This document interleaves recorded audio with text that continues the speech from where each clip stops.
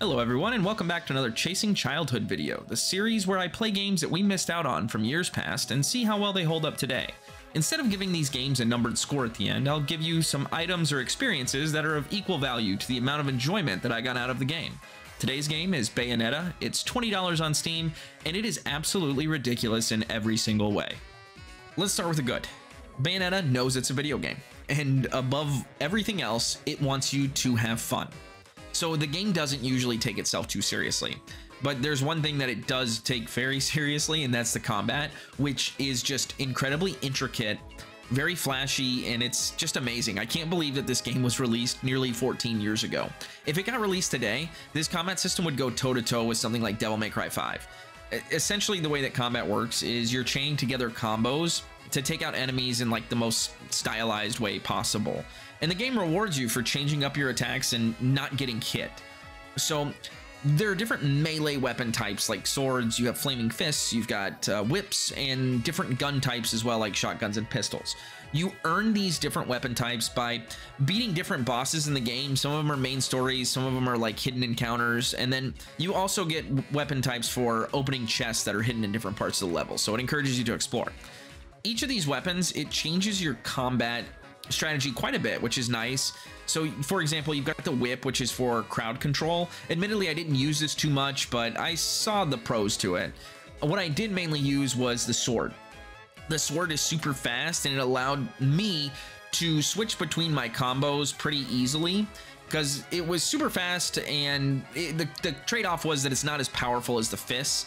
The fists, they're much more powerful, but they're a lot slower. I didn't main the fists because I found myself getting my attacks interrupted quite a bit. Admittedly, I tend to just button mash a lot during these games, so here's my combat strategy I used. I would use the sword up until I hit something called my witch time dodge, which slows the combat down for your enemies, but it keeps you moving at a really fast pace. So whenever time was slowed down, then I'd get out my fists and I would just go to town on my enemies doing a bunch of damage. It was really fun. Now, the witch time system is something I want to touch on a little bit more because I was really blown away at how fun it was. It essentially works where if you dodge at the very last second, time slows down. And it works like hitting a perfect parry in other games that you might be thinking of, like Sekiro or something like Wolong Fallen Dynasty. And mastering this witch time dodging is essential to earning higher scores in combat, and that leads to more halos that you use as currency to purchase things like different combat techniques, items for healing, power, and magic increases too. So the game knows that its combat system is really good, so it just constantly wants to keep you engaged in that combat as much as possible. There are cutscenes, but they're really fast-paced and over-the-top. They're just fun to watch, and they don't really overstay their welcome either. They just serve as a quick breather in between really intense encounters like boss fights. And speaking of boss fights, they've got these really creative designs. They're super varied, and they're treated like spectacles. If you ever played God of War, the original ones like 1 through 3, you will remember like their trademark boss fights where the camera pans out and it's just you're fighting this giant and it's got this crazy art design and all this like stuff is going on around you. That's Bayonetta for a lot of its boss fights. You know, one fight you might be fighting this creature that has 2 dragons for arms and the camera's panning out like I was just talking about, but then 10 minutes later, you'll have another boss fight where it's in a really small arena and you have these 2 smaller beast-like enemies that hit like absolute trucks. There's even a level where you're riding a motorcycle most of the time and fighting enemies and bosses. It's really cool. Now, I mentioned that I liked the boss designs a whole lot, but I really just liked the enemy designs for all of them.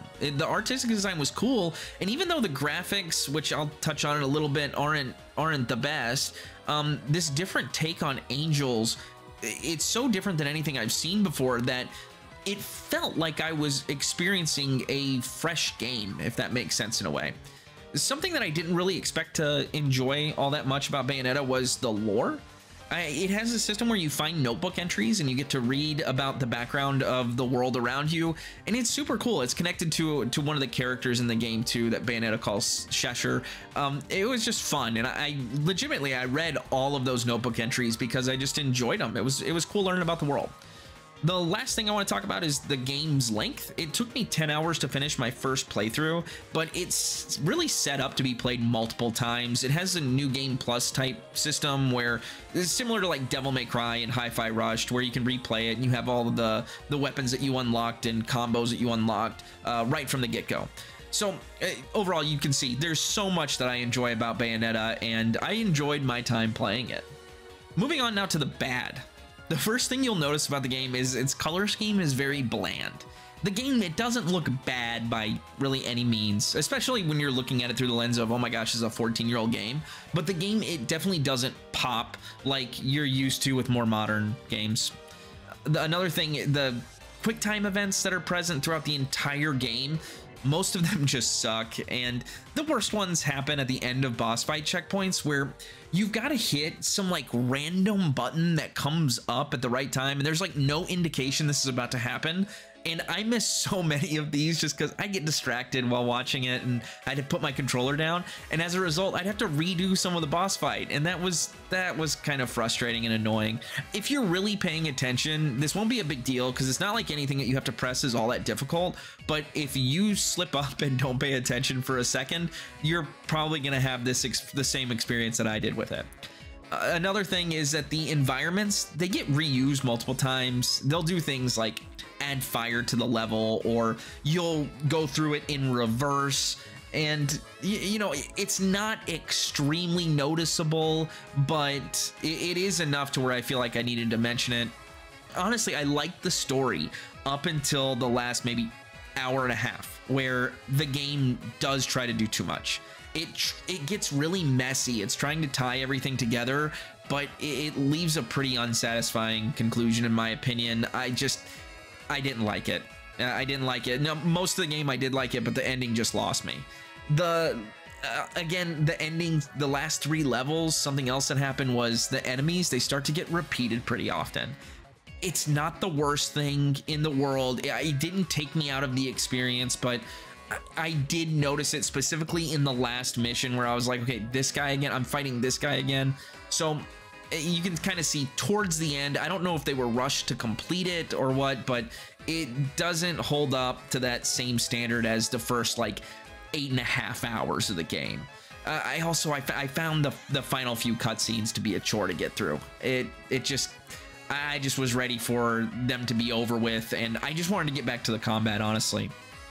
The final thing I didn't like, there were 2 characters in the game that I genuinely disliked, and usually I don't dislike characters in games, but Rodon and Enzo were so annoying. It felt like Rodon, all he wanted to do was sleep with me, and I felt like a piece of meat. It was crazy. He was like, he's the one that sells you the weapons and stuff, and it felt like he was giving me that, so I will give him the time of day, if you know what I mean. And I didn't like that. I felt kind of icky.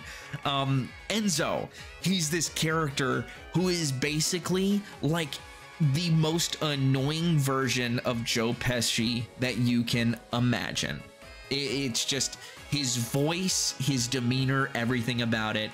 It felt sticky. But overall, none of these things really detracted too much from my experience of playing Bayonetta.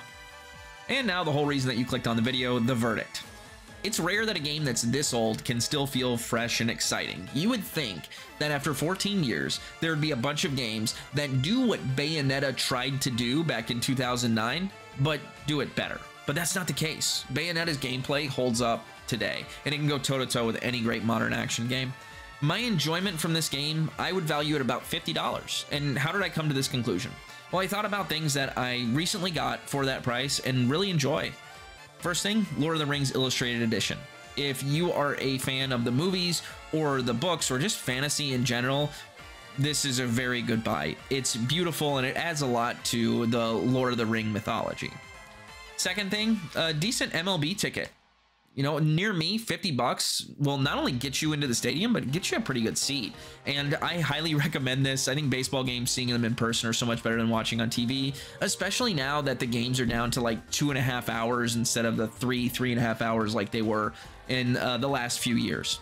And then the final thing I thought about is, man, some good bourbon. You have a hard day at work, you pour a little glass of this, it's gonna make you forget about your problems throughout the day. It's gonna relax you a little bit. You can have a nice night. If you've ever wanted to try out Bayonetta, I say go for it. It's well worth the $20 price tag on Steam. Thank you so much for watching, and I'll catch you all this weekend on some Jedi Survivor streams right here on my channel. Have a nice day.